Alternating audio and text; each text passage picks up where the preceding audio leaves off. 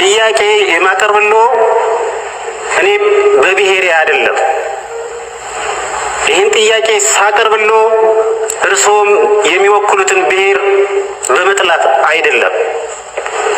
ምላሽና ማብራሪያ ሲሰጡም ለጥያቄ ብሔርዎንና ምናልባት የመንግስት ግልበጣ ሴራ ነው በሚል ምላሽና ማብራሪያ እንዳይሰጡ ከወዲሁ አደራ ማለት እፈልጋለሁ።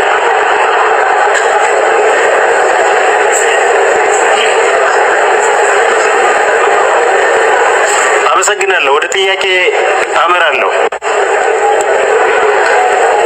የዜጎችን ደህንነትና የሀገርን ሉዓላዊነት መጠበቅ ዝቅተኛ የመንግስት ኃላፊነት ሆኖ ሳለ ዜጎች በማንነታቸው ምክንያት በመንግስት የጸጥታ ኃይሎች ይገደላሉ፣ ይፈናቀላሉ፣ ቤታቸው ይፈርሳል፣ ንብረታቸው ይወድማል።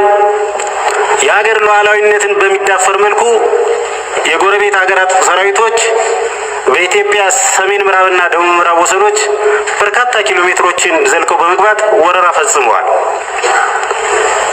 ይሄ ቀደም ሲል ከኔ የቀደሙ የተከበሩ የምክር ቤት አባላትም በጥያቄ መልክ ያቀረቡት የኢትዮጵያ ሰብአዊ መብቶች ኮሚሽንም በሪፖርቱ ደጋግሞ በመንግስት የጸጥታ ኃይሎች ስለሚገደሉ ዜጎች ስለሚፈጸሙ የሰብአዊ መብት ወንጀሎች፣ መፈናቀሎች፣ ግድያዎች፣ ቤት መፍረሶች በሪፖርቱ ያቀረበው ነው።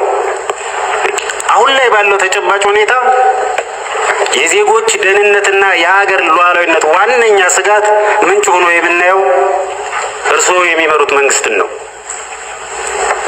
እርስዎ በአፎ ኢትዮጵያ አትፈርስም ቢሉንም በተግባር ግን ኢትዮጵያና ኢትዮጵያዊነት በመንግስቶ እየተናዱ ነው።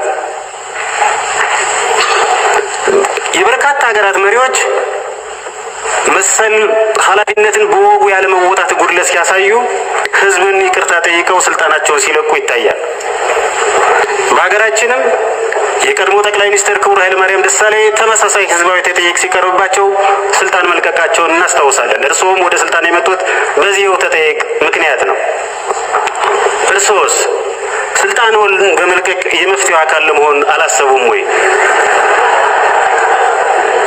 በሰብአዊነት ላይ በተፈጸሙ እንዲሁም በማንነት ተኮር የዘር ማጥፋት፣ የዘር ማጽዳትና የማንነት ማሳሳት ወንጀሎች ተጠያቂ ለመሆን ምን ያህል ዝግጁ ነዎት?